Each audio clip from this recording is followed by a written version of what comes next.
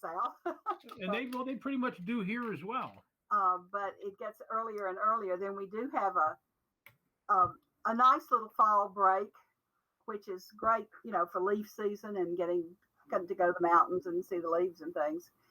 And then they have, what's your problem? We'll see if you can put it on. Can you tell them? Can you tell Ed what we're doing tomorrow?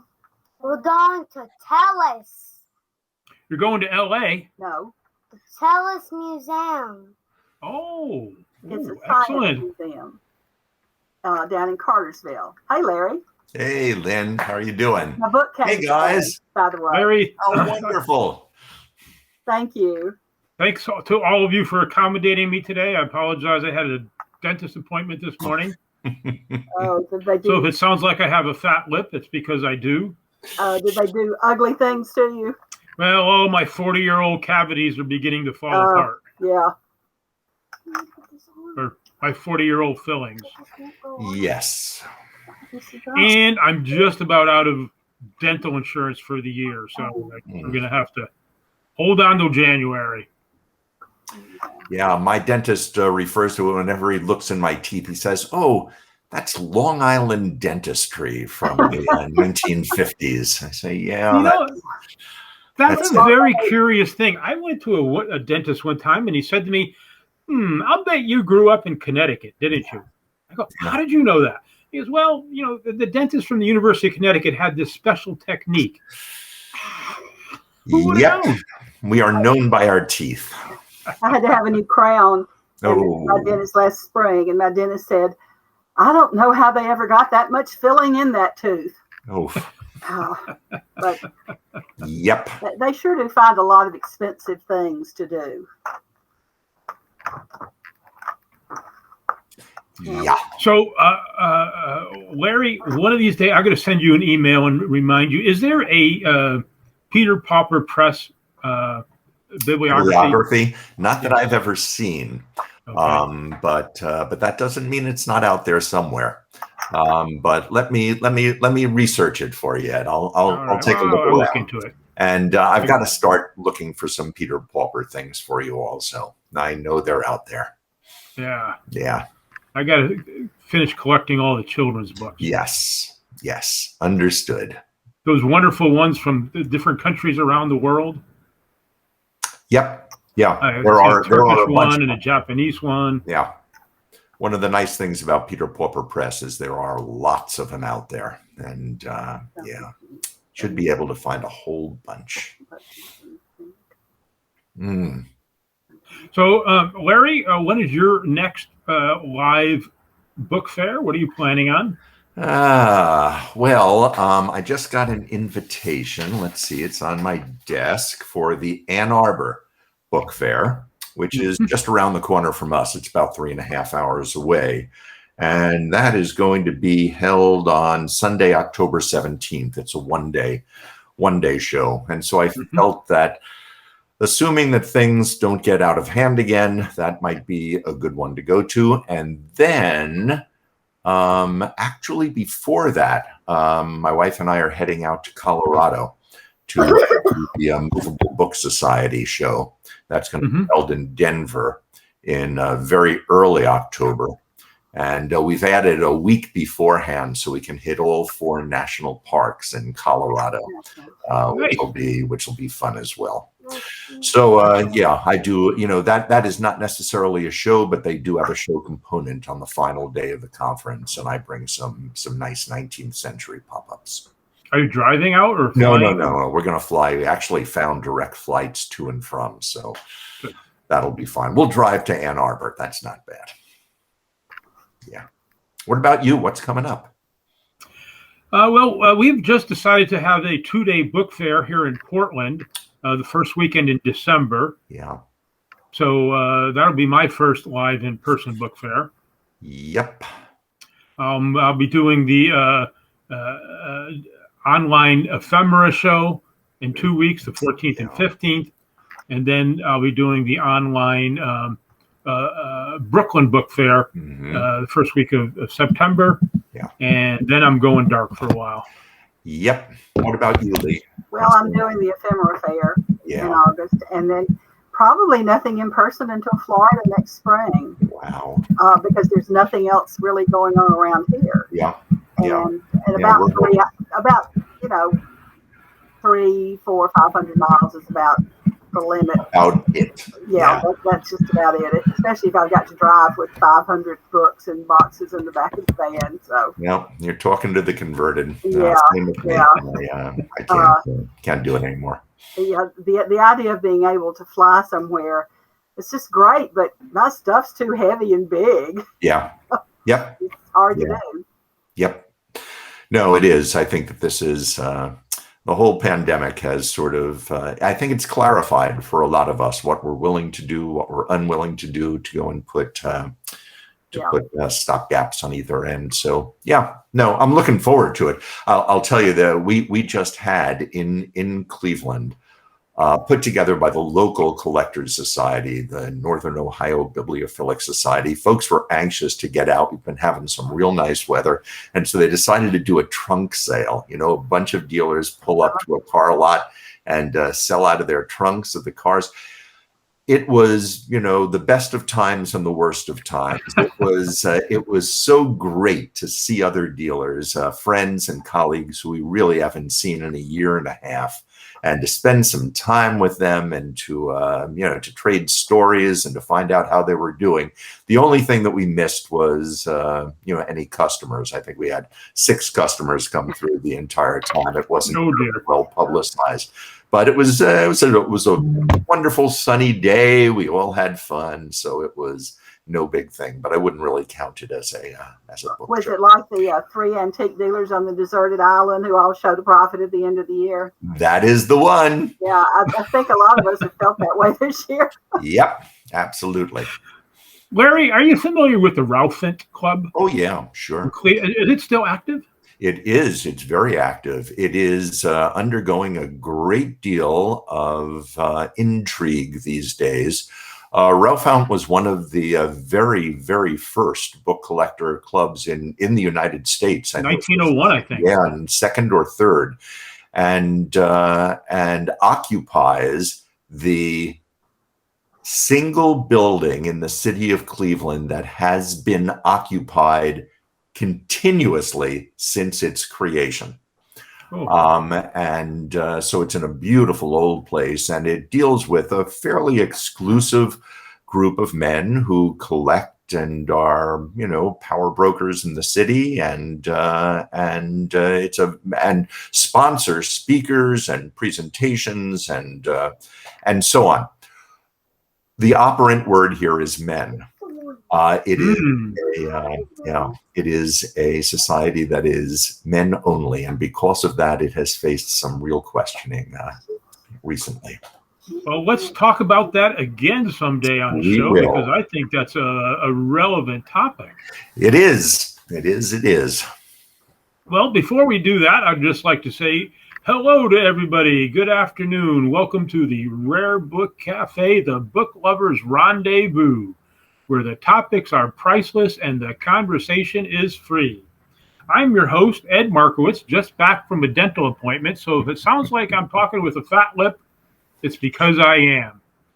The Rare Book Cafe is the only weekly video program on the internet devoted entirely to rare and collectible books and the people who love them, and that's you, Y-O-U. Welcome, everybody. We want to welcome our viewers to both YouTube and Facebook, and we also want to welcome our podcast listeners, the Rare Book Cafe Raw, where you can find us where most podcasts are given away for free. Let us know what your preferences are so that we can make sure that we're posted where you're listening.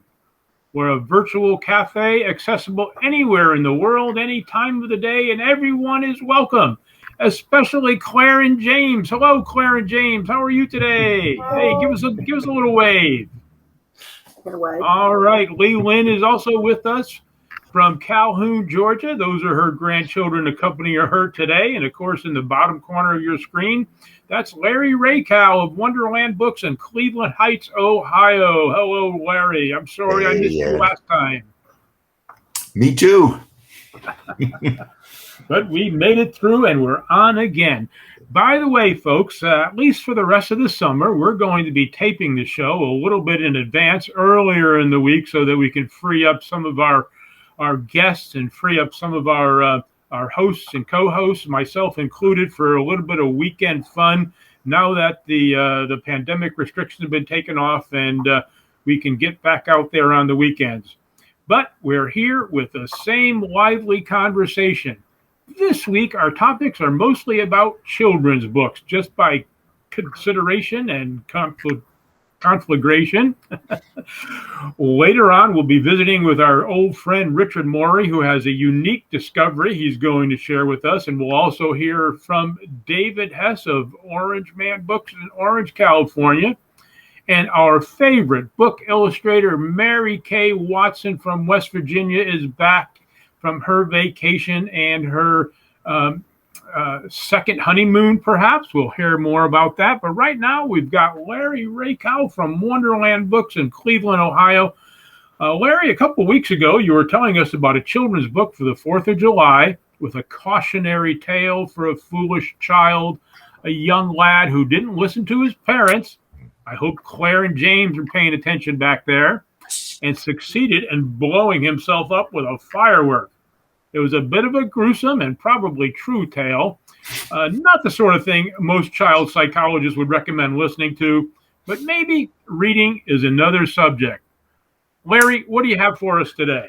Well, I was actually giving a great deal of thought to that particular 4th of July story and decided to expand it a little bit because it was an American version of a famous 19th century children's book called Der Struwelpeter, which has been variously translated as Slovenly Peter, Sloppy Peter, and Shock-Headed Peter.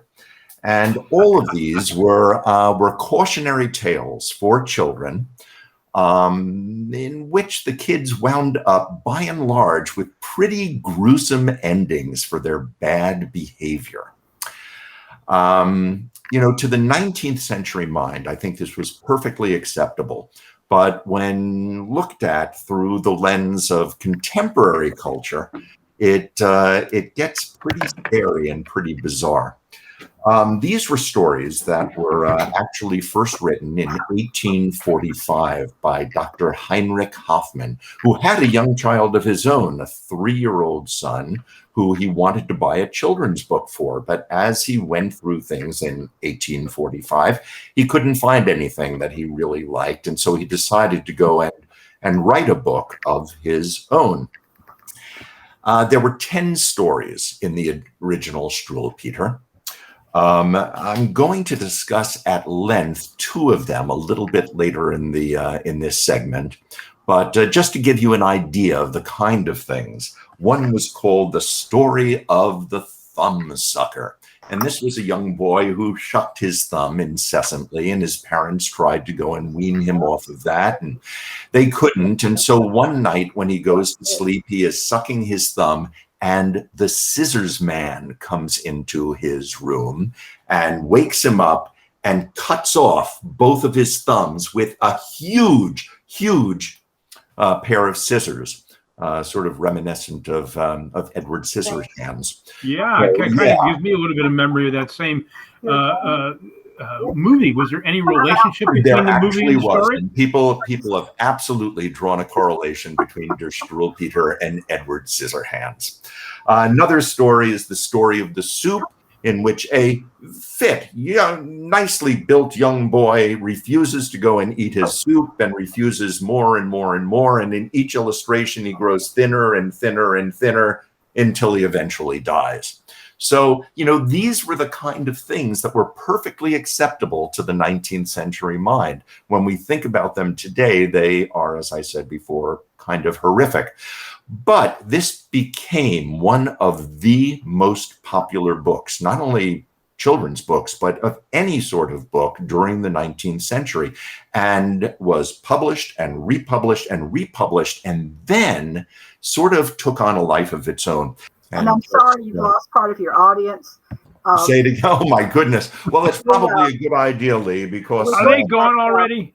We looked at some of Slovenly Peter this morning, and they decided they didn't really like it too much. And so I said, that's fine. You can get up and leave when you want to. That makes a great deal of sense to me. So this is the way that Der Struwwelpeter, Slovenly Peter, originally appeared in the 175-year-old book that we're talking about. You can see his hair is uncombed, his fingernails have grown to ridiculous length. Actually, as things went on, his image became a little bit tamer. This is from an old but still not first edition of the book.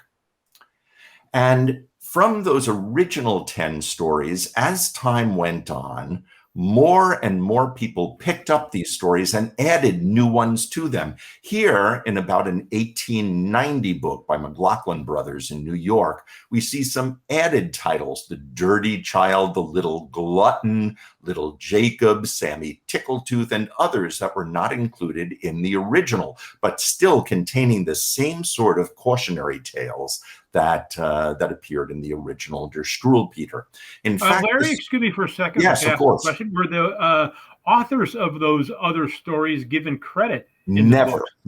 These are almost entirely anonymous. They are written in the Struwwelpeter style, and they do contain pictures that are very reminiscent of the original. But no, these are not done by anyone that we know, just general U.S. publishing for the most part. In this case, we have things like Truant Peter and Pauline and the Matches and Envious Innie. This is another McLaughlin, this one from 1903. Lazy Charlotte from Peter Prim's series, again a McLaughlin publication. Now, these were individual pamphlets, but they also collected these stories and issued them in hardbound books. Here's Slovenly Peter's storybook, or Freaks and Frolics of Little Girls and Boys, another McLaughlin publication. Here's one called Jimmy Sliderlegs, which goes and tells the story, among others, of a boy who likes to slide down the banister and what eventually happens to him. Now, having it done for boys was one thing, but it wasn't long, as you can see from this, after Slovenly Peter originally appeared, that women had their time too. Here's Die Struwwelliesel, which is Slovenly Liesel. And here's a more contemporary version of the same book. One of the great things about the kind of book this is that it opened itself up for parody. And here's Kaiser Wilhelm. This is a British publication. And here's Swollen-Headed William, which also appears in this one, the Struwwelpeter alphabet, in which political leaders from all over the world were satirized using the Struwwelpeter format. This is one of my absolute favorites. You know, when you talk about how popular books become and how far-fetched the idea comes, here's the Egyptian Struwwelpeter. Children, if you're very good, always do the things you should. Mark what great Osiris says, and so on and so forth. And every single one of the stories in the Egyptian Struwwelpeter are done in hieroglyphics, but all keep the same Struwwelpeter premise. As time went on, more and more of these parodies appeared. Here's Petrol Peter from around the turn of the century. This was all of the consequences of bad driving, something which automobiles, which was, of course, new at that time. As time goes on, we get the Truffle Eater. This, obviously, a takeoff on the Third Reich and Adolf Hitler. And as time goes further still, we get Tricky Dick and his pals, a Struwwelpeter parody on our president. Look at this child so clean and slick, he's called obnoxious Tricky Dick. He'd lie and cheat and hit and steal and wouldn't care. Anybody out there? What is that? What? Ed? Have we Are you lost still Ed? there?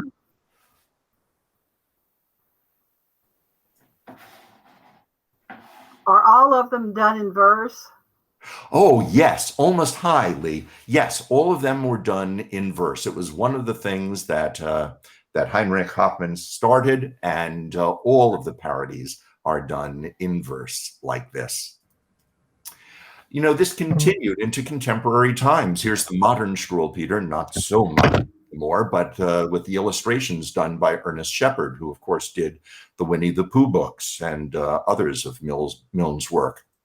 And here we see a more contemporary Struwelpeter by the Johnstones, something from Harlan Quist, From Bad to Verse, Silly Tales and Silly Verse, which is really a contemporary Struwelpeter.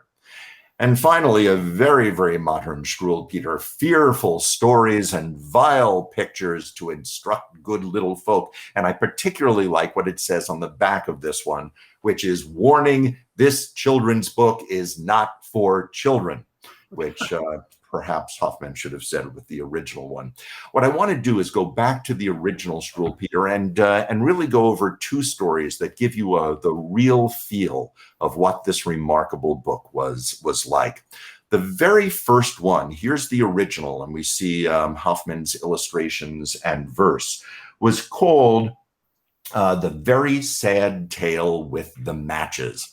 And here's a slightly later rendering of it. This is from Peter Prim's storybook, which is, again, about 1885, 1890 or so, and filled with beautiful chromolithographic illustrations. But let's spend some time with this story. Mama and Nurse went out one day and left Pauline alone to play around the room. She gaily sprung, clapped her hands, and danced, and now on the table, close at hand, a box of matches chanced to stand. And kind Mama and Nurse had told her that if she touched them, they would scold her. But Pauline said, "Oh, what a pity, for when they burn, it is so pretty, they crackle so, and spit and flame, and Mama often burns the same.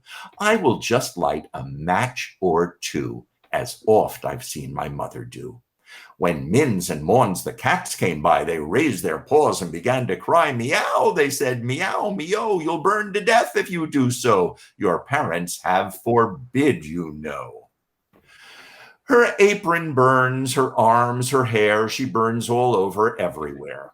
Then how the pussycats did mew. What else poor pussies could they do? They screamed for help. 'Twas all in vain. And then they said, "We'll scream again. Make haste, meow, meow, she'll burn to death. We told her so."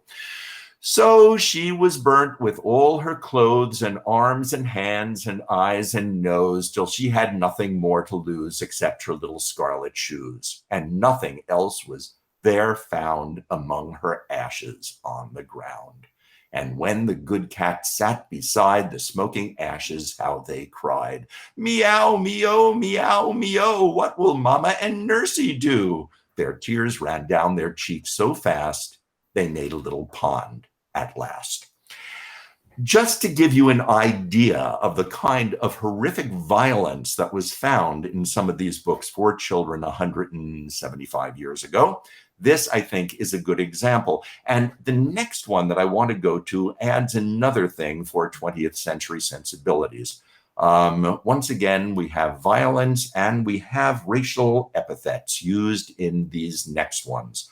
Obviously, I mean no harm whatsoever. You have got to put yourself back 175 years and understand, in fact, that this next tale, which was called The Story of the Inky Boys and involves a black man, is actually quite anti-racist when you think of it, even though some of the appellations are not correct. It looks like little old black Sambo there atop. It does very much look like that. And this predates Little Black Sambo by about 55 years. This is called The Inky Boys. As he had often done before, the woolly-headed blackamoor one sultry summer's day went out to see the shops and go about. And as he found it hot, poor fellow, he took with him his green umbrella. Then Edward, little noisy wag, ran out and laughed and waved his flag, and William came in jacket trim and brought his wooden hoop with him. And Caspar, too, snatched up his toys and joined the other naughty boys. So one and all set up a roar and laughed and hooted more and more and kept on singing, Only think, oh, Blackie, you're as black as ink. St. Nicholas now lived close by, so large he almost touched the sky. He had a monstrous inkstand, too, in which a great goose feather grew. He called out in an angry tone, Boys, leave the blackamoor alone, for if he tries with all his might, he cannot change from black to white. But they did not mind a bit what St. Nicholas said of it, but went on laughing as before and hooting at the blackamoor.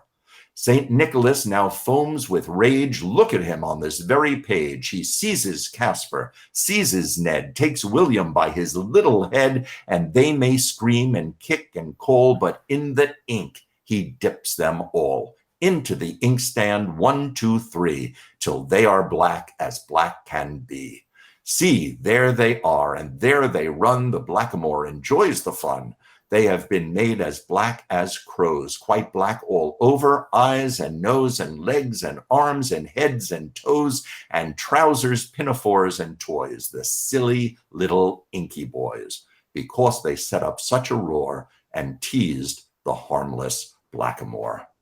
And I find that story intriguing on several points, despite the appellation blackamoor, which is, for 1845, I find it an amazingly non-racist story, and especially one that was given to children at that point. I don't know whether you follow the sporting news particularly, but Cleveland newspapers this week have been filled with the name change for the Cleveland Indians. This has been announced probably a good year and a half ago that the term Indians was going to be removed from the baseball team, but people have been sitting around and waiting for a long time to find out what the new name is. It's going to be the Cleveland Guardians, which I particularly like.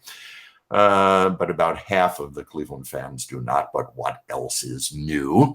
And I thought that what we would do is take a look at how modernized some of these Der Struwwelpeter stories are. And we'll end with this one, which comes from the same Peter Teeter stories that the 4th of July story came from, Ed, except this one is called A Story of Santa Claus and the Bad Boys, and really is a takeoff on the last story that we heard. One Sunday morning in the park, an Indian boy was walking, dark and red, with clothes of leather, and on his head an eagle's feather. 3 boys came running up to him. 'Twas Johnny with a flag, and Jim, who had a fish horn in his hand, and Willie, rolling on the sand his hoop. These 3 were gay and ready for mischievous play. They hooted at the Indian boy and called him Redskin, full of joy. Now Santa Claus was in the park with paints and varnish, light and dark. He scolded, "Children, don't you tease that Indian boy, but give him peace. God made him red and made you white. To tease and hoot him is not right." But our 3 boys, wicked race, they laughed in Santa Claus's face and never stopped to jeer and hoot him. "A redskin, get a gun and shoot him." Then Santa Claus got angry, mad. He grabbed with lightning speed each lad as best he could by arm or leg and held them, might they cry or beg. No matter how they screamed or wept, up to his red paint pails he stepped, and on the boys the paint he whipped and swished slapdash. With paint they dripped from head to foot, not one white place on either dress or hand or face. You see them here, each with his toy, much redder than the Indian boy. But still they keep on teasing. It's anything but pleasing, and certainly no Christmas toys will Santa Claus bring to such boys. And that pretty much finishes What was the publication date on that Peter Teeter? That one is from about 1900, I think 1900, 1910, somewhere around there. So this is a book that had tremendous longevity from the mid 19th century all the way through contemporary times. We're still seeing parts of this published and referred to. It really is one of the classics of children's literature. Other than, of course, the very first German edition, are there any editions that are particularly collectible? Many of these are. Virtually all the ones that I showed you, the British editions that make fun of the Kaiser, certainly the Peter Teeter edition is hundreds of dollars now in really nice condition. The one that I thought was going to be of interest was the Nixon one, but that has sort of fallen as Nixon has, become history. I mean, not many people are interested in that sort of thing, but more and more, lots of Struwwelpeters. In fact, I know a very good and prominent collector who has simply made a single collection of Struwwelpeter titles. There's one more that I wanted to bring down but forgot to go and do anything with, and that's a movable. There have been at least 2 movable or pop-up editions of the Struwwelpeter tales, which are really quite collectible as well. Yeah, I imagine that lends itself quite well to a pop-up or sliding book. Yes, yeah, certainly does. Larry, do you have a few more minutes to join a little bit more talking about? Sure, a couple more. I want to hear about Curious George. Yeah, Lee. So, Lee, 2021, it's the 80th anniversary of one of the most beloved children book series, Curious George, about a cute monkey, if monkeys can be cute, who gets himself in and out of the most amazing predicaments. But Curious George has a fascinating backstory. Please share it with us, Lee. Well, I suspect Larry knows probably more about Curious George than I do. No? Good. Well, I'm listening. With the use of Santa Claus and St. Nicholas in the Peter books is really effective because, we use that today. Santa's going to see what you're doing and you're going to be on Santa's bad list. Is that right, James? No. Hold on, Lee. Hold on. Who are you talking to there? A short article about Hans and Margaret Ray, who created Curious George. And I read that, and here we have a picture of them. I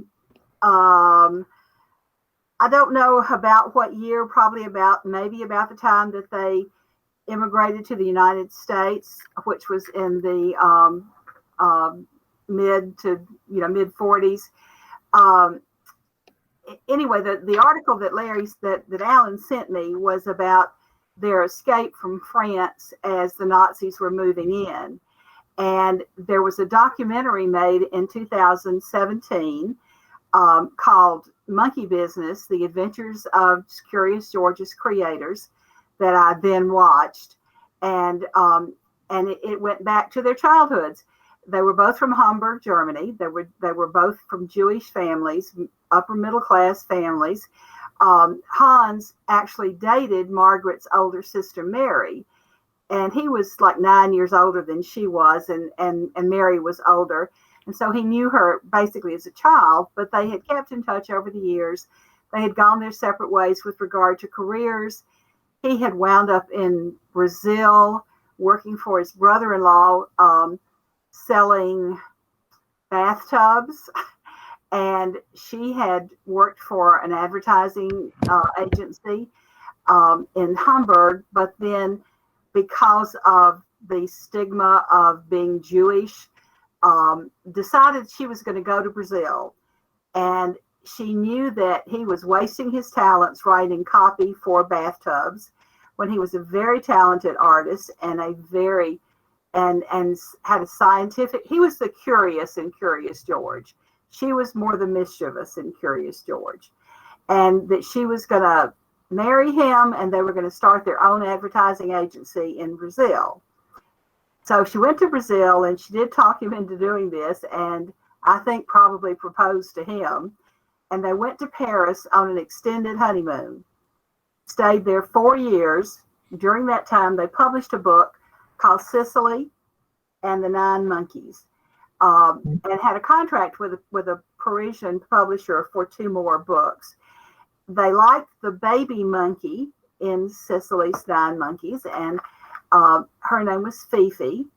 And so they had pretty much written the story of Fifi, the man in the yellow hat, the basis for Curious George.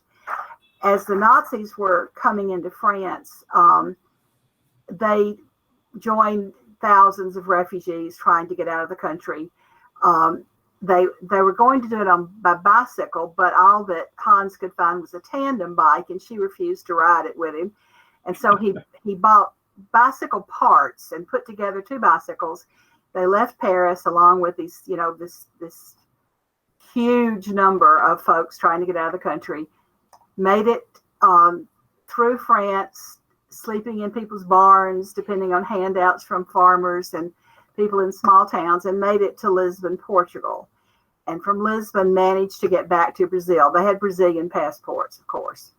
So in Brazil, they then decided to immigrate to the United States, and that took a good while to set up. And one of the things that the documentary talks about is that the day that they were issued their visas to go to the United States, instead of thanking the judge, for facilitating this, she went into a tirade about how long it had taken and, what terrible service it was, and that they shouldn't have had to wait that long. And I think she did this on a number of occasions throughout her life when she was unhappy with the way service was being rendered. But they made it to the United States.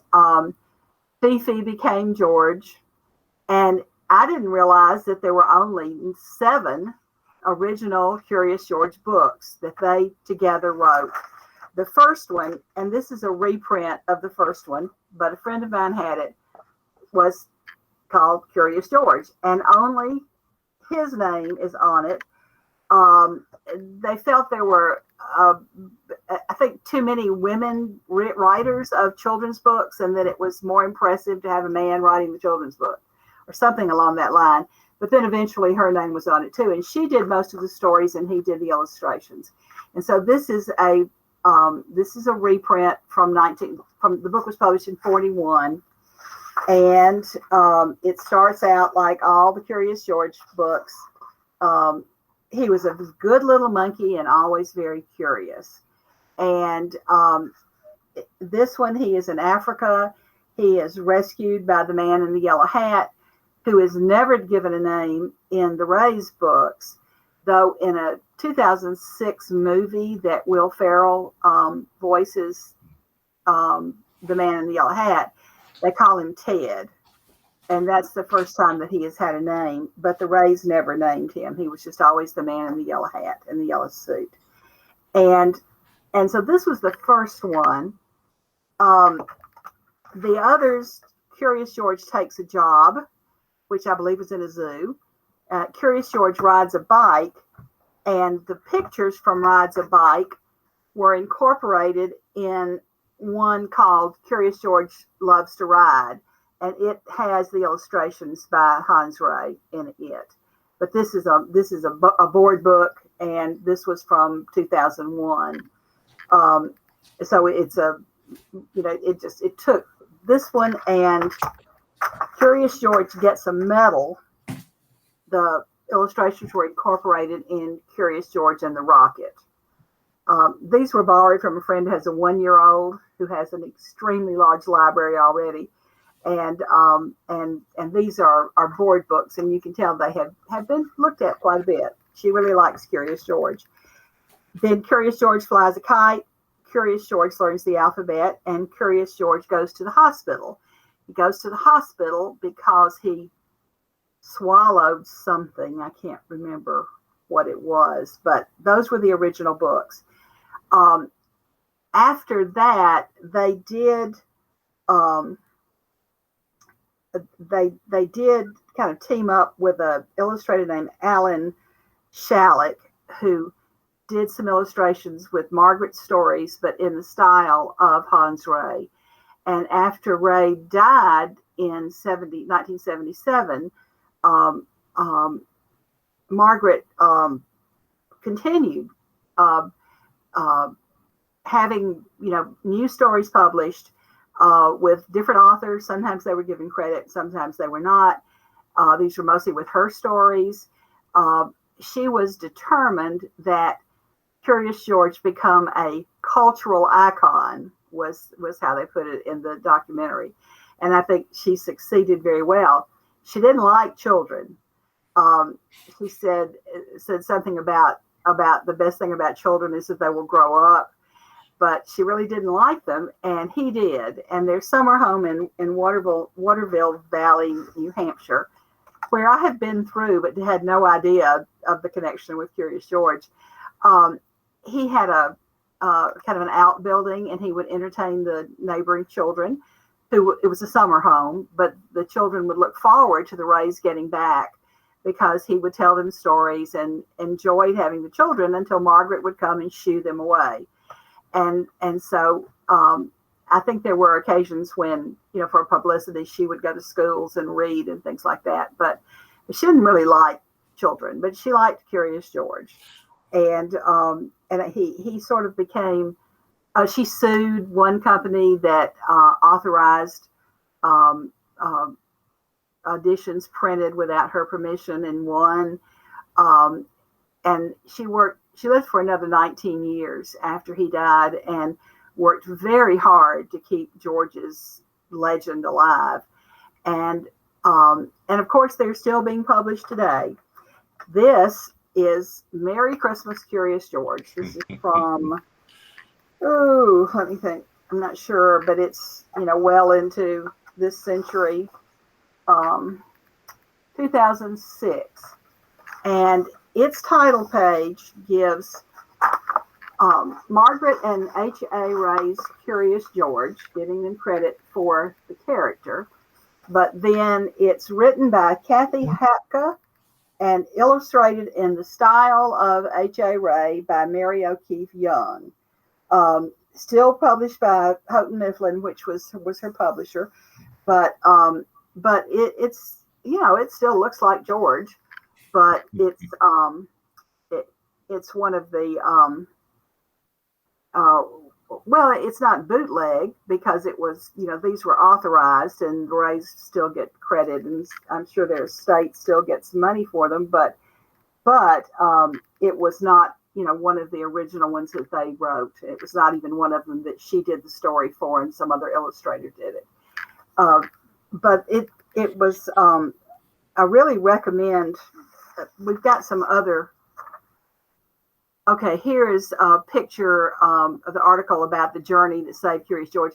They left Paris with the manuscript of Fifi in the basket of the bicycle. They did that, and so they did take the story with them when they left France. What other pictures do we have? That's the same, and this is a book about that journey, illustrated in the style of the Curious George books. And the documentary, which is narrated by Sam Waterston, uses a lot of scenes from some of the books and drawings that look like the Curious George books to tell the story.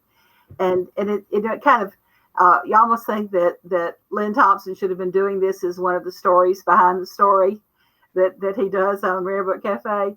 But it I found it just fascinating. My children grew up with Curious George, and my grandchildren loved Curious George, and I don't think he's going to be forgotten. And a lot of that was due to Margaret Ray's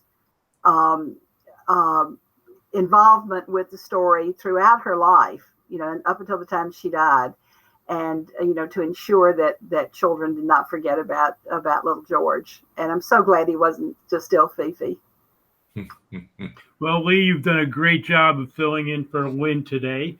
Larry, I think as parents or grandparents, we buy books for our children and grandchildren that we loved in our youth. But is there something about these timeless children classics going back 175 years? Is there some sort of thread that makes a children's book timeless, regardless of who's sharing it? I wish that and I'm certain that I know that publishers wish they knew the answer to that as well. But no, I think that it's, the right book at the right time that happens to tickle the fancy of kids and adults. I mean, I think that adults have to really enjoy the books at the time that they come out as well, because there is nothing more boring than having to read a bad children's book over and over to your kids or grandkids. So there is this sort of shared enjoyment in the book that both parents and kids have to have, I think, for a book to really take hold. And I also, Lee, I thought that was just terrific. I've seen both the that documentary that you were talking about and read that book that came out that paralleled it. While you were talking, I just went into the next room and found a copy of Cecily and the Nine Monkeys. This is a first American edition, and you can see how similar the monkeys are to who became Curious George. So, and I also think that Margaret Ray's determination to keep both Curious George and her husband's illustrations in the public eye is very similar to what Dr. Seuss's wife did after his death. There was a real determination not to let this slide. And some of that, I mean, to a critical mind, might tend towards commercialization of the product. It wasn't long after Seuss died that all of a sudden you had Grinch underwear and things like that. But in point of fact, it does keep these characters current and make sure that they're going to be enjoyed by another generation of children. And I think one thing with George, he gets into trouble a lot, which children relate to. Of course, his the results are not quite as dramatic as poor Peter, but still, the mischievousness of him appeals to children, and he's still loved by the man in the yellow hat, just like our mischievous kids are loved by their parents and grandparents. So I think that's a good feature about George. I love the part in the documentary where Margaret does not approve of the stuffed ones because the silhouette was wrong of the head. That she sent back this boxes of stuffed Georges because she didn't like the face. She was very particular. Very, very much so. Larry, I've got one more question for you before we bring Richard Morey in. So you said that publishers would like to know what's going to be successful. But when a book is successful, and you said Curious George, the first 7 books, and however many books there are in a series, is it really up to the publisher to be the energy behind the next books and to ensure that a single book does become a series? Where is the motivation for subsequent books about a character come from? I'm responding off the top of my head. There is obviously an economic imperative on the part of the publisher to go and keep things going. I mean, that's the reason that they're in business. I mean, there is certainly a creative aspect of publishers as well. There are many, many talented artistic people who work in publishing, but I think that that there is part of the human artistic experience that wants to be recognized in some way. And I think that for folks like Margaret and H.A. Ray, they certainly had a blockbuster with their first, with Curious George, certainly. And this is how folks make their living. I mean, if you have success with one, it makes sense to go and try something along the same lines again. Something, a current thing like if you give a mouse a cookie, was a tremendous success, and that spawned how many more books that have followed essentially the same idea, but with different characters and so on. And it benefits both the reading public and it benefits the author and illustrator of these titles. Yeah. Are you familiar with Dare Wright and her Lonely Doll series? Yeah. Are you ever? Yeah. it was interesting. That does have a Cleveland connection, which is kind of interesting to me as well. Maybe we'll talk more about those at some point. But it is one of a number of children's books that for many, many years have been illustrated by photographers rather than by conventional illustrators. And the story not only of those books, but of the author herself is really, really fascinating. That point is right now, because we're going to bring in Richard Morey. Last week, Richard told us he had picked up some interesting children's literature at the Brimfield Fair and at the auction fair in Maine.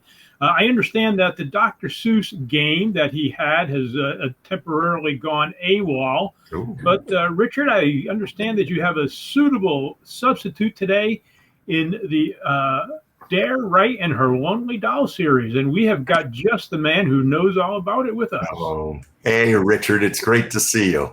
Good to see you, Ed and Lee, and Larry. Larry, you're stealing my thunder.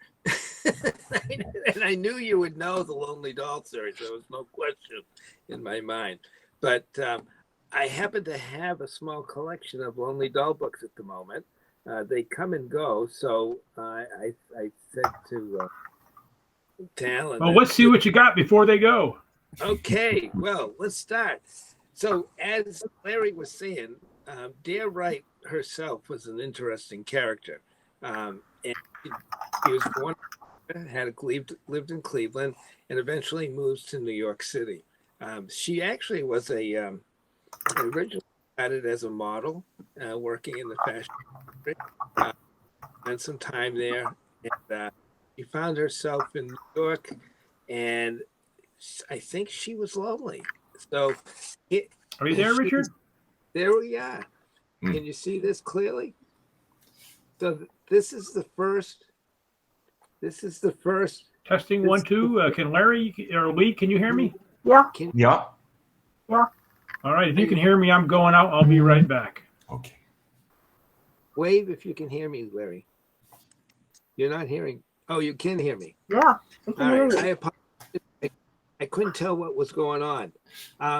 So, in fact, here we are with the Lonely Doll books. This is the first of the series, and I think we can get a decent enough picture. I'm going to try to do this. I haven't got my left-right down. I got to go right-left. So, in fact, we're looking at one of the photos. What was interesting with Dare Wright is she had a doll that had been gifted to her as a young girl, and she was recipient of 2 bears that came to her house for her, I think, nephew or nieces or something like that. And this vision came to her, and she started working with the Lonely Doll. Edith is the name, and the bears came to visit and stay. Is basically what the first book is about, and they get introduced, and she. What's really special about her work is she spent countless hours working with the bears and the dolls, creating the scenes, the events. And she wrote short little stories. What's also nice about these books is the stories are very easily readable and don't take a lot of time to read. The pictures are big, and the kids can get carried away with them. And it goes on. I'm going to show you some of the other books in the series. This is this is one of the first adventures. This is called The Doll and the Kitten. And she basically in this book she brings to the story a kitten who's going to become a central character in the books themselves. She talks about she's at a farm. In this one, she's at a farm, and the kitten and the bear and the Lonely Doll Edith has an adventure on the farm. One of the things that's interesting is, see if I can find the picture. They get into a little mischief, and I think in this one, Mr. Bear, who becomes kind of becomes the parent here. I think in this one, yes, it is. Here it is. He literally spanks Edith. And this is a recurring theme in several of her stories, where Mr. Bear gives a deep scolding to the young Edith. Another example is the one Lonely Doll learns a lesson. Her hair gets tangled up. She has to have it cut, and Mr. Bear has to cut it. And again, she gets a lesson out of the experience. This is, I think in this one, I think the hair, can we see the hair? Yeah, I think it's tangled up here. She's reading the book. It happens to be Now We Are Six by A.A. Milne. So she introduces a variety of different things in her stories, but there's a little bit moralistic to it. In terms of her biography, we learn after she dies, there's a wonderful biography. It's called The Secret Life of the Lonely Doll. I think it's by Nathan. And we really get a real, I think, a sympathetic picture of her in terms of her mother was a domineering woman. She never married. She had been engaged, but the engagement was broken off. And she had a very lonely life. I mean, I think the dolls reflect her own personal story many times. There's one of the books, I'll mention the title in a minute, but this is the Edith and the Ugly Duckling. This time instead of a kitten, we have a duckling, and she learns about the ducks being born, and she goes through the cycle of the birthing of the duck and the growing up of the duck, and at the end of the story, the duck flies away. And so, again, it's one of those life story lessons, and it's kind of, and she repeats these themes. This is Edith lending a hand. She gets a letter from the mayor of the city of New York, and says that, we've got to clean this place up, and everybody's got to lend a hand, and if you help dirty it, you should help clean it. And again, these wonderful pictures. They're well posed. Her photography is fascinating. Here we are getting another haircut again. And was it Dare who did the photography herself? She did all the photography. She did all the writing. She did set it up. She used monofilament line to sometimes position the bears and the dolls and whatever else so that they wouldn't move, so that she could do it. But it was tricky because in one of the books there's a picture of a little cow, calf in the picture, and that if you're working with a calf or a kitten or a pig or whatever, you don't control that animal very easily. She has a pony in another story. So, it gets very complicated to see how she actually put the dolls and the bear together with the animals. It's technically it had to be frustrating at times, but she manages it, pulls it off. So she helps clean up the city of New York in this one. And then there's Edith and Mr. Bear. This is a more personal story about the relationship. Again, I think she gets spanked in this one again.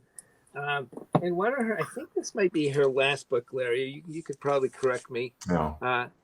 It's Edith and Midnight. This is about a pony. And she goes back to the farm. That's a recurring theme. She has several, I think 3 or 4 books that involve farm life. So that was interesting that she would do that. Here they are, there's Little Bear and Mr. Bear.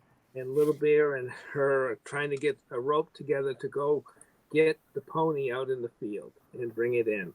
And she wanted to have she always wanted a pony. That's in one of the earliest stories. And so here she is trying to lasso to bring the pony back into the farm. So these are, and the other story, and I sent Alan the picture, is I think it's called Big Bad Billy. And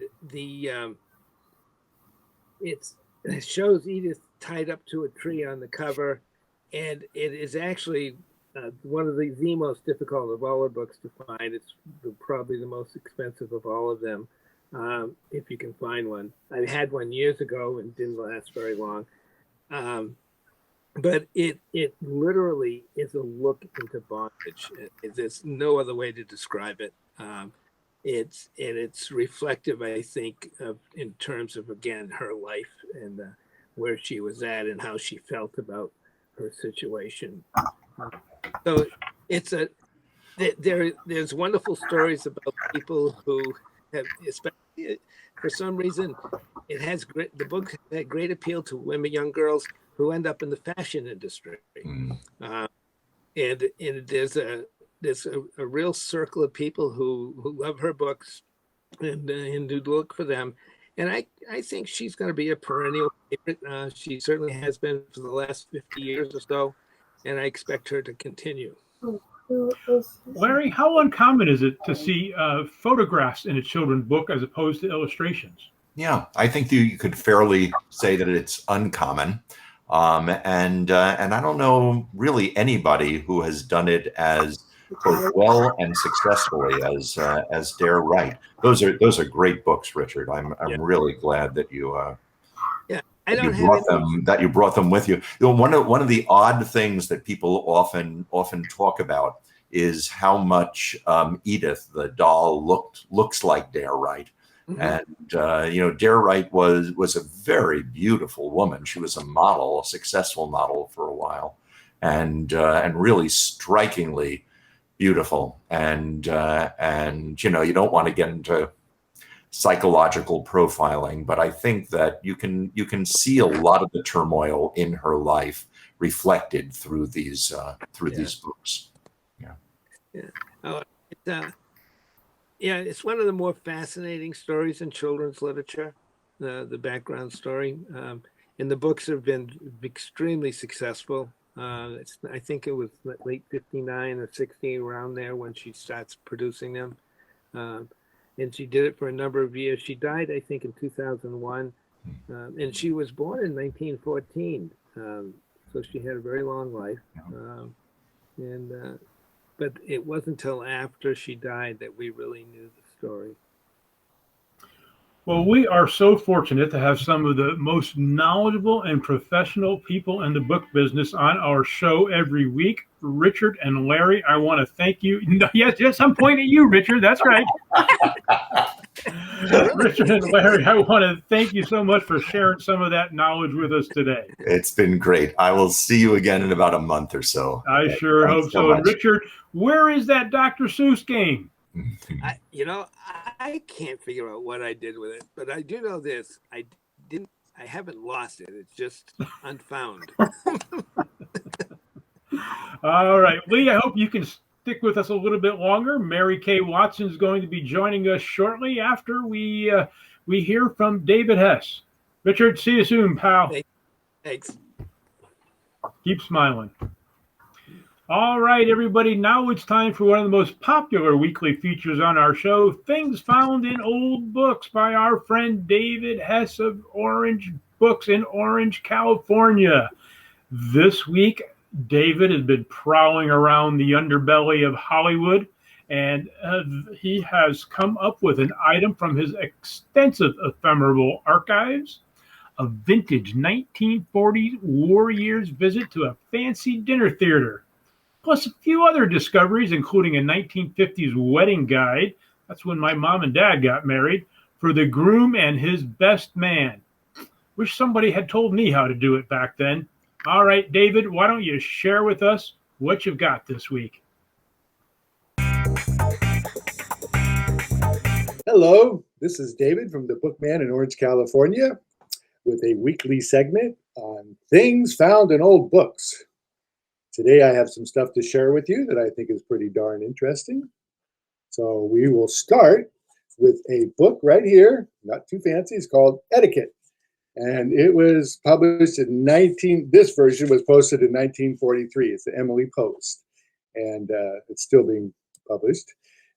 And inside this book on etiquette, appropriately, was a little booklet right here, checklist for the groom, right there. So when you're a groom, you would read the instructions here and you check them off as you go along. And you got things to do as soon as possible. They have it listed, like check your finances to see what kind of wedding trip you can afford. That's number one. Select and make arrangements with your attendants, the best man and ushers, and order your wedding clothing. It goes on. And well in advance, and has a list of well in advance. Get marriage license is one.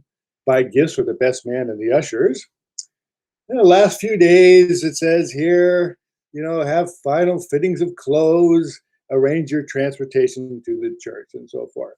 And then last minute, it's got broken down here. It's on a timeline. Give wedding ring to the best man, do last minute packing. These are all like last minute things.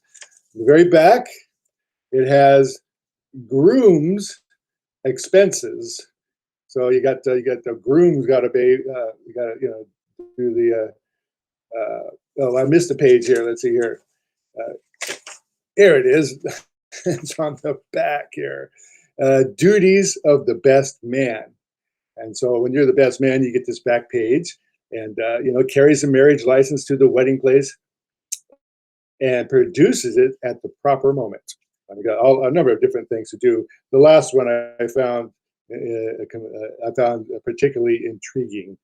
It says, assists the couple to the car and acts as a shield against part of the deluge of rice and old shoes. So that was in 1952. I guess they used to throw old shoes at the wedding couples. I've never been to a wedding yet where they've thrown old shoes and not been arrested. So there's that little checklist for. Maybe it's still valid today. I don't know.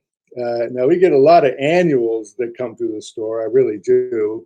And they're fun to look at. I really get a kick out of looking at annuals, especially the older ones. This is from 1949.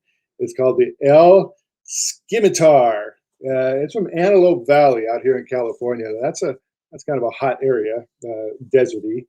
But so you got your Antelope Valley. It's not it's kind of got little brads holding it together, so it's not the top of the line annual, but it's got all the typical annual stuff in it from 1949. But inside here, what I found interesting was we had this is a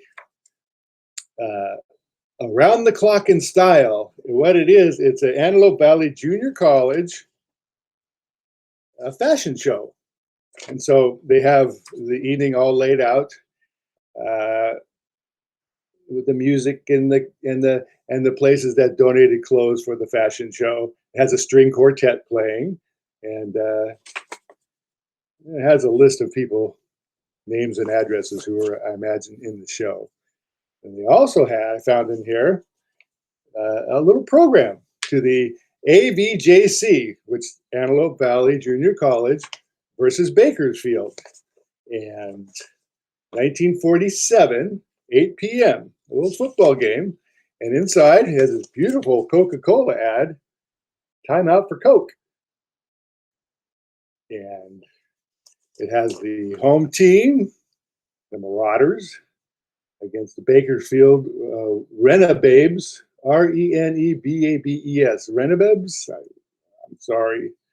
And has the name of the players. And on the back, a lot of hometown advertising. Go to the Horn Inn, a good place to eat for that evening snack. So after the game, you go to the Horn Inn. And finally, from my archives of things found in old books that I've stored for a while, I've never been able to share those with anybody. I'm kind of happy to do it now. This is a photograph, the kind of thing that you would buy when you go out to dinner sometimes. They still do it, really. They take a photograph of you sitting at your table. And this is from Earl Carroll Theater Restaurant.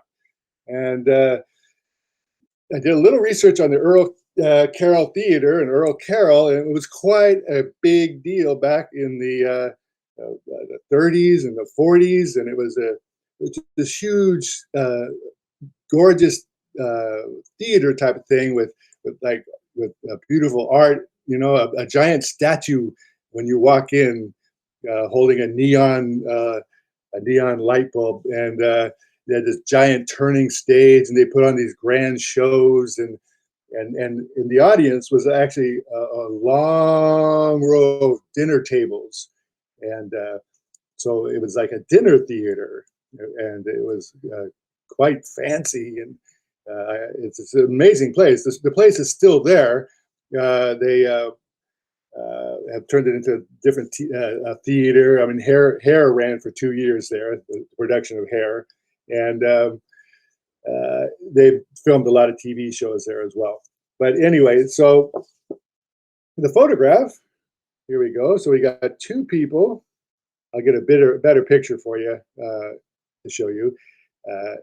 It shows a group of people sitting at the table.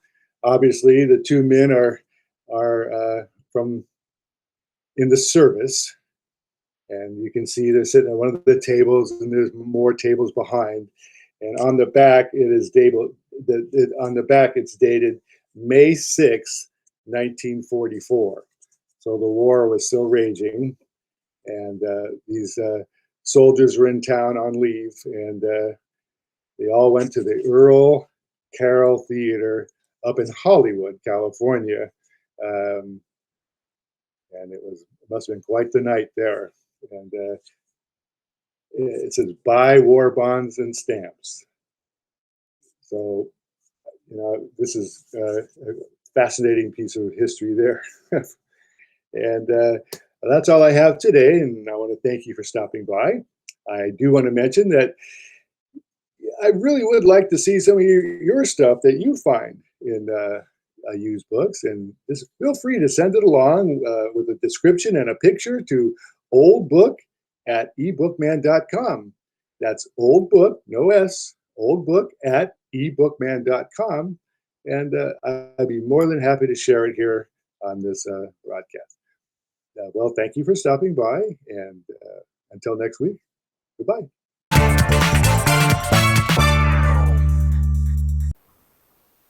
All right. Thank you, David. Always interesting and fascinating. Hey, folks, if you found something in a book, please send it on to us. Please send it on to David, David Hess of Things Found in Old Books, or send it on here to the show. We'll make sure it gets into his hands. I know if you've been into your local independent bookstore recently, you've probably picked up a copy of a latest bestseller or a thriller or a mystery murder.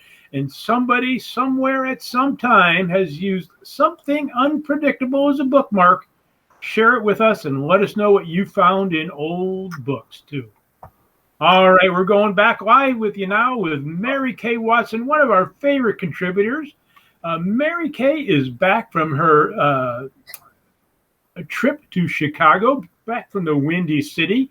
I think she was doing a little bit of anniversary celebrating with her hubby, Dennis, out there. Mary Kay, are you with us? I am. Hi. Hey, there she is. We're so glad to have you back. It's so nice to be back. I have loved your pictures from your trip. Oh, thank you. Thank you.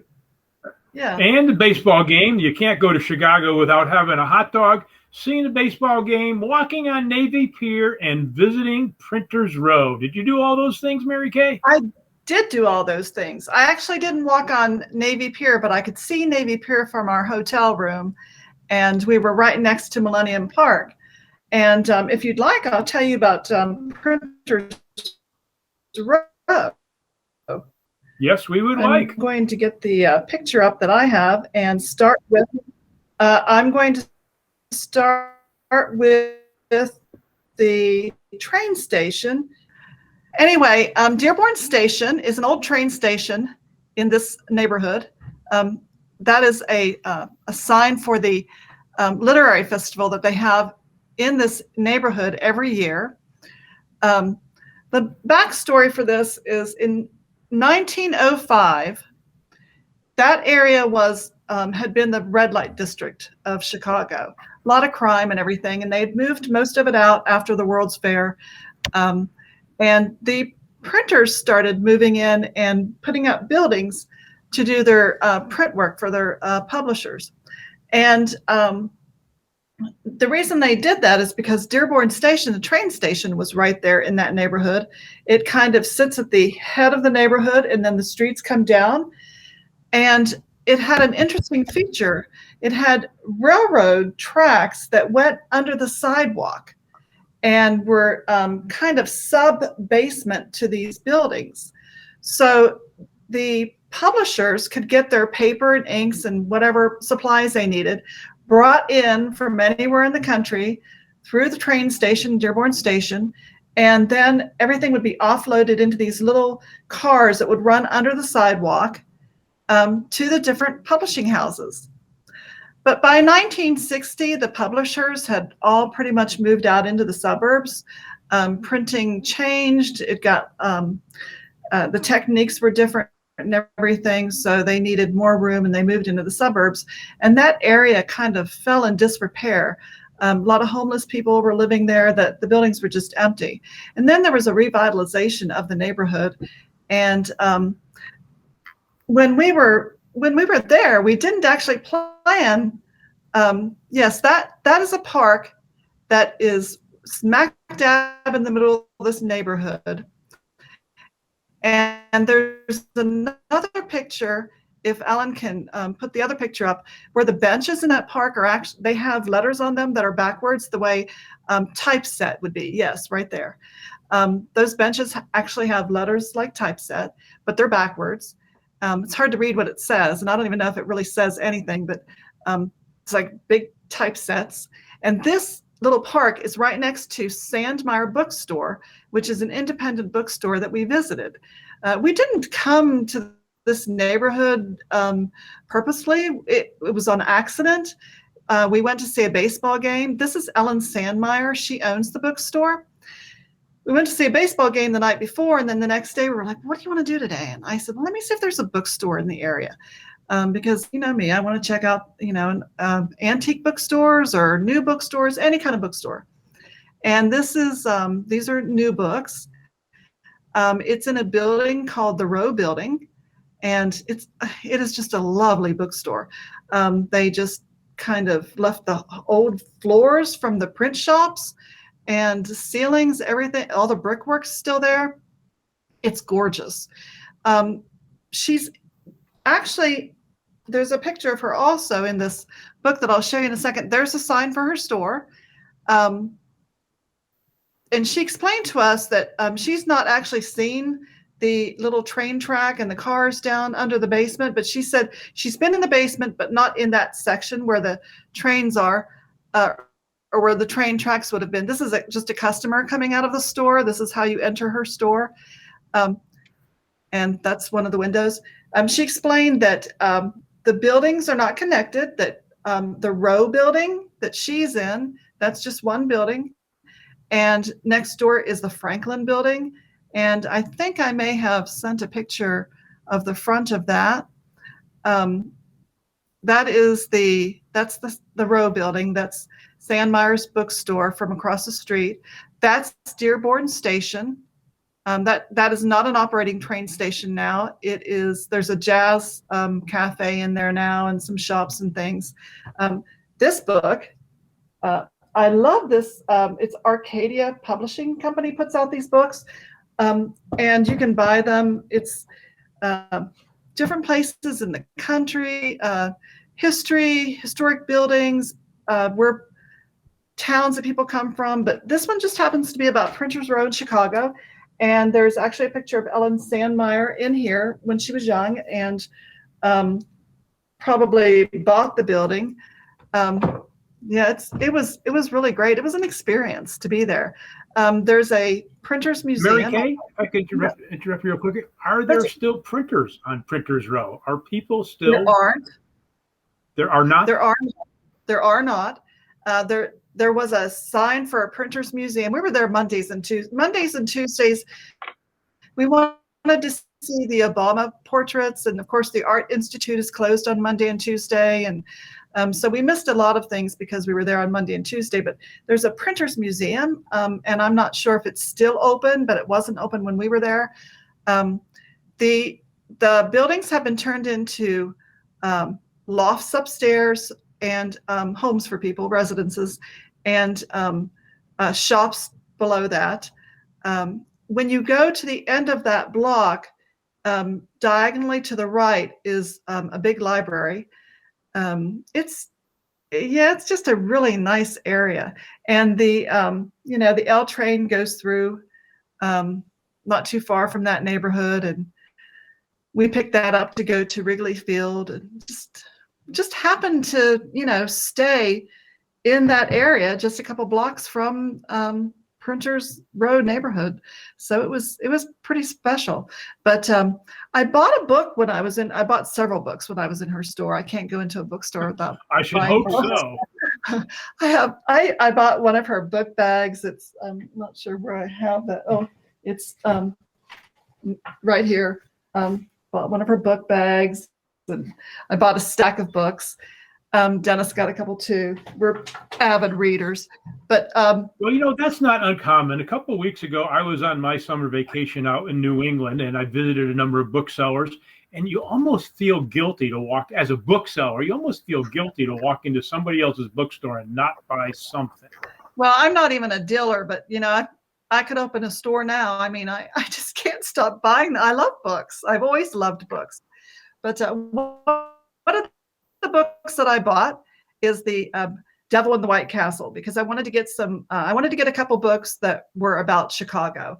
And I knew the story of H.H. Holmes from watching it, on TV. And so that's what this is about. But there's a lot of, and I'm reading that now. I'm going to, in a couple weeks when I come back, I want to talk about that, because there's a lot of interesting information in that book about Mr. Burnham, who was the architect of the was an architect in Chicago for a lot of the buildings there. Fascinating information just about Chicago in that book. And we know how much you like true crime. Yeah. And it talks about that area being the red light district and some of the things that were going on in the buildings and everything. But when the publishers came in 1905, those houses were taken down and they built nice, 5, 6, 7-story buildings that they opened up. And the Franklin building, there's a lot of pictures of it in here, and I have some that I took. It was hard to get really good pictures, but there's gorgeous Art Deco art and Art Nouveau art work that's actually on the building. Tile work, gorgeous tile work that's on that Franklin building. So the publishers, really a nice area to visit. But it was quite a surprise, kind of a gift for me. Well, I guess that's a subject for a different podcast show, and that's the subject of gentrification. It's always a shame to lose some wonderful history, and we can only hope that it's replaced by something of more value. Well, I like that Ellen Sandmeyer and her husband, when they did the bookstore, they kept the raw edges. They kept the brick walls, they kept the wooden floors, they kept the metal beams. And I really like that, because when you walk in, you still feel the presence of those printing machines and the set type machines. And I mean, it's a good feeling when you walk in, and it's old, but it's new again. The Printers Row Festival, who participates in that? I mean, I've heard of it, and I think I assumed that there were more shops in Printers Row involved in books and printing than there are. Yeah. Yeah, I think that it's just people who are writing books, publishers maybe that come in with new books, but I don't get the feeling that there's printers left in Printers Row. that, it's pretty much all been moved out into the suburbs and other places in the country. The printing houses now, they're big, they're big printing houses. One of the printers there, and it might have been in the Franklin building, printed the phone book. It was a company that printed, the phone book. So it's I remember phone books. Yeah, I remember phone books too. I actually still use phone books, but I use them when I'm doing some bookbinding. If I need to do any cutting, I use that for my base underneath. But it's a very clean area. Nice restaurants and cafes. Gino's East. We went and had pizza there, and nice area. I really enjoyed it. And last but not least, what anniversary were you celebrating? We were married in 2017. All and right. Newlyweds. I guess. Yeah, it's early in the relationship. Donnelly, R.R. Donnelly was a major printer in Chicago, and R.R. Donnelly was in Printers Row in that neighborhood. Yeah. Alan sent a little message about R.R. Donnelly. Yeah. Fascinating. Right. If you ever get to Chicago, it's a nice little area to just go take a little stroll in. Unfortunately, the Jazz Cafe was closed because it was a Monday. Closed on Monday and Tuesday. Well, we're glad to have you back. Thanks. I'm glad to be back. I enjoyed the show. It's always fun to go, and it's always fun to come home. Okay, well, in a couple weeks, I'll come back and I'll talk about The Devil in the White Castle. That's a fun book. That's a really interesting book. Yeah, it is. Quite macabre. I have another copy, and I gave it to my my oldest daughter to read, and my youngest daughter. This was Sunday; they were both here, and my youngest daughter said, "I have that book. I read that book." So yeah, it's a pretty popular book. Yeah, it's been around a while. Yes, yeah. All right, folks, I want to make sure that I send out this email. I told you earlier that if you have something to share with David Hess, things found in your old book, you could send a picture to him at oldbook@ebookman.com. All right, Lee and Mary Kay, we're just about ready to wrap things up for another week. Next week, school is going to be starting in many parts of the country, especially in the south of the Mason-Dixon line. The Rare Book Cafe, ever looking at yesteryears we do, we'll be bringing back Barbara Lowe of Cardique in Osprey, Florida. She's our favorite 19th century ephemerist, and she's going to be sharing some of the school practices long since forgotten. And we want you to participate too. Please send your comments to the Rare Book Cafe at Gmail. If you remember going to buy new school clothes, or that new backpack, or that new 3-ring binder, or that new composition notebook, send us a picture and give us your memories of what it was like to start school back in the old day, or back in my old day. Simply type a comment in the section below your first day of school recollections of your favorite book in primary grades. We'll see what we could come up with and find some history and background behind it. That's the Rare Book Cafe at gmail.com. We'll share the best ones with you. Also, coming up next week, we're going to have Eddie Nix returning it to us from Wisconsin. Always a delight to have Eddie. We'll learn what hidden treasures and 20th century oddities he has before him and discovered in the last month. Mary Kay, when are we going to see you next? Oh, you said 2 more weeks you'll be back? In 2 weeks, I'll be back. And Lee, what do you have coming up next week? Are you going back on the... well, I have a segment on the book club's field trip to Andalusia. Very good. Very good. Potter's Andalusia, not... we didn't take a long trip, and pictures from that. So I guess I'll be doing that next week. What's Andalusia? Where's Andalusia? Flannery O'Connor's home in Milledgeville, Georgia. Go ahead, embarrass me in front of all of our audience. Oh, I'm sorry. I'm not embarrassed. she, after she was diagnosed with lupus and, was so ill, she spent the last 13 years of her life on the family farm outside of Milledgeville, Georgia, where she raised peacocks, among other, animals and things. It's a pretty old farmhouse. It's run by the Georgia College now. There was a private foundation, but it simply could not keep up with the expenses of it and gave it to the college about 4 or 5 years ago. Mm-hmm. And when we went, it was still a private foundation, but one of our members knew the curator. We have members who know a lot of people, and so we had a nice private tour and things. And we have a picture of the book club, the famous picture of Flannery O'Connor with her crutches standing on the steps in front of the house. And we have a picture of the book club standing on the steps in front of the house, to go with it.